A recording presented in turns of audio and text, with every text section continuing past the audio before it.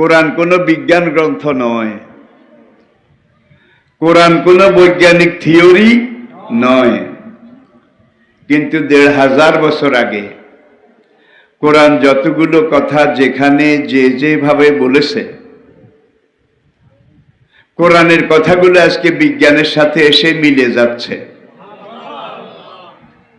এতে বোঝা যায় কোরআনে অযৌক্তিক কোনো কথা নেই, অবৈজ্ঞানিক কোনো কথাও নেই।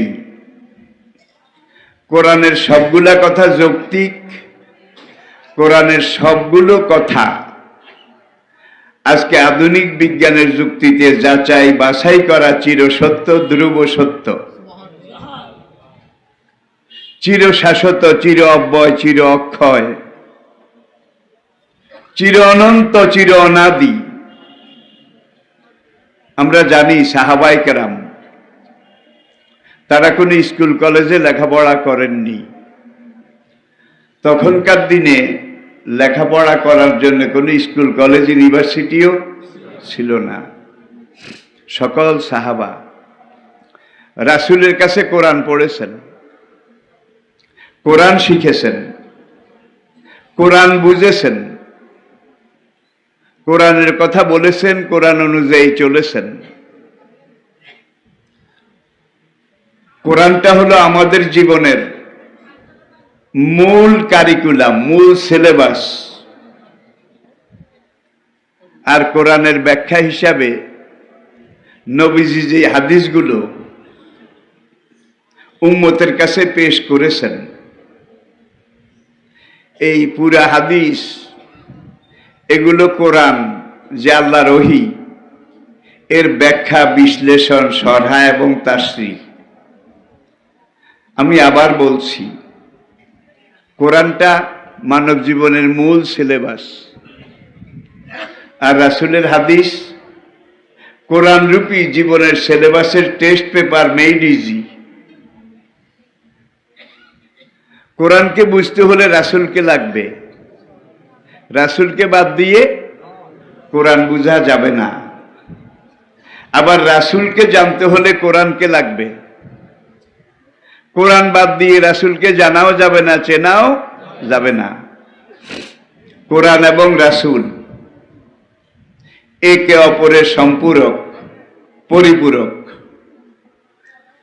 তা আমি যে বলছিলাম, সাহাবায়ে কেরাম শুধু কোরআন পড়েছেন, কোরআন বুঝেছেন, কোরআনের ব্যাখ্যা হিসাবে হাদিস পড়েছেন।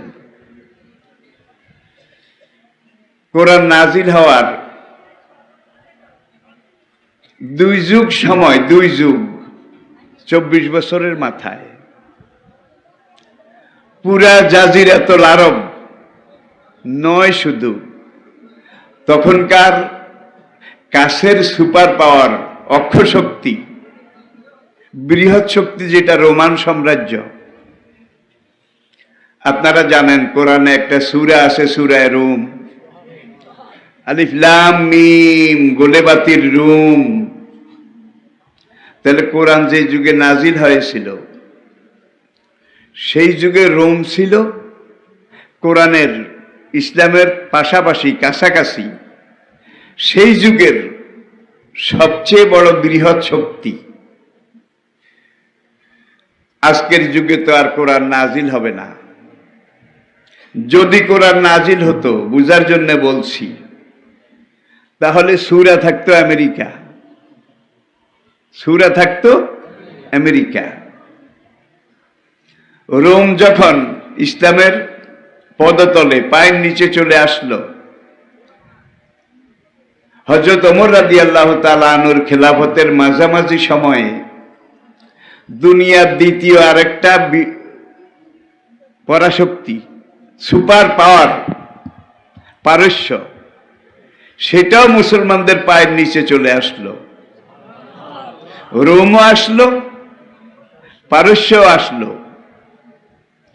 কোরআনের মধ্যে এমন কি জাদু ছিল বলেন, যে জাদুর কাঠির মায়াবী স্পর্শে দুনিয়ার তখনকার সুপার পাওয়ার, সবচেয়ে বড় বড় শক্তি ইসলামের কাছে এসে আত্মসমর্পণ করতে বাধ্য হয়েছিল। কোরআনের দাওয়াত দিতে গিয়ে শুরুর দিকে নবী মক্কায় স্থান পাননি, জায়গা পাননি। মক্কার লোকেরা নবীজিকে পাত্তা দেয়নি, সাহাবায়ে কেরামকেও দেয়নি।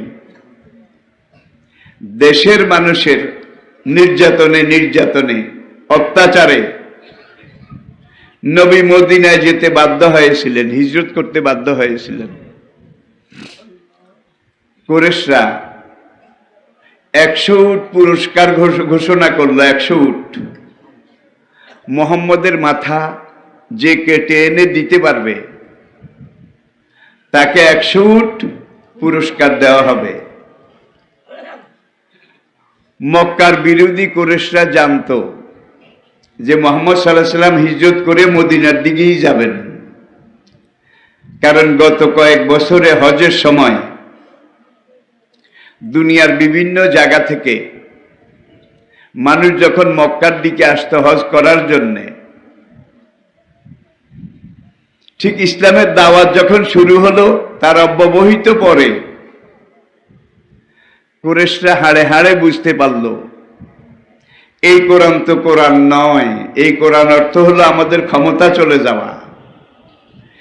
এই কোরআন তো কোরআন নয়, এই কোরআনের অর্থ হলো আমাদের নেতৃত্ব চলে যাওয়া, খতম হয়ে যাওয়া। ওরা বুঝতে পেরেছিল। وقال الذين كفروا لا تسمعوا لهذا القرآن والغوا فيه لعلكم تغلبون। তারা সিদ্ধান্ত নিল নবী মুহাম্মদ অথবা তার কোনো সাহাবী মক্কার কোনো বাজারে, কোনো দোকানে, কোনো স্থানে মক্কার লোকদেরকে যদি কোরআন শোনায়, কোরআন তেলাওয়াত করে শোনায়, লা তাসমাউ লিহাযাল কোরআন, খবরদার তোমরা কোরআন শুনিও না। অলগাও ফিহে, আর মুহাম্মদ বা তার কোনো সঙ্গী সাথী মক্কার কোনো জায়গায় কোরআন তেলাওয়াত করা, কোরআন প্রচার করা শুরু করলে তোমরা এটার মধ্যে বাধা সৃষ্টি করো, বাধা, যেন মক্কার লোকদের কানে কোরআনের আওয়াজ না যায়। তারা বাধা দিতে লাগলো। আর কোরআনের প্রচার প্রসার এই কাজে বাধা ১৫০০ বছর আগে ছিল, ১৫০০ বছর পরে আজকে বোধহয় নাই, আছে তো আছে। তাহলে ১৫০০ বছর আগের আবু জাহেল আর ১৫০০ বছর পরের আজকের আবু জাহেল নামে পার্থক্য আছে, কিন্তু কামে ১৫০০ বছর আগের আবু জাহেল শুধু আবু জাহেল ছিল, ডক্টর ছিল না। এই যুগের আবু জাহেল একদিকে আবু জাহেল আর একদিকে ডক্টর, ঠিক কিনা? তবে লক্ষণ ভালো, লক্ষণ ভালো। আমরা অতীতে অনেক নাস্তিক, তাদের ইতিহাস জানি, কোরআনের বিরুদ্ধে তারা কত কি করেছে। আর ১৫০০ বছর পরে আজকে এই তথ্য প্রযুক্তির যুগে কোরআন যারা প্রচার করে, কোরআন যারা ময়দানে মাঠে তুলে ধরে, তাদের অনেকে কিন্তু ডক্টর। কারণ গোকরা সাপ ধরতে হলে ওজাগিরি শিখন লাগে, ওজা ওজা ওজা না হলে গোকরা সাপ ধরতে পারে না। সময় নিরিখে যখন যেটা যেভাবে প্রয়োজন ছিল, প্রয়োজন হয়, সকল যুগে আল্লাহ কিন্তু এটার ব্যবস্থা করেছেন। এই যুগেও আল্লাহ পাক করেছেন। আপনারা জানেন শাহরিয়ার কবির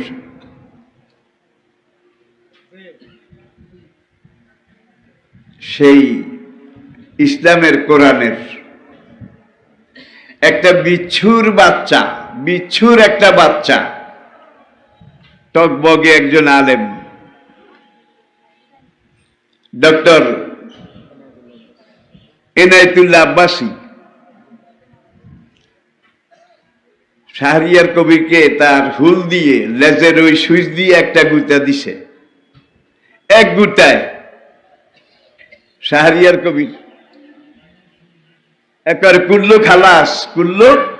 খালাস হয়ে গেছে।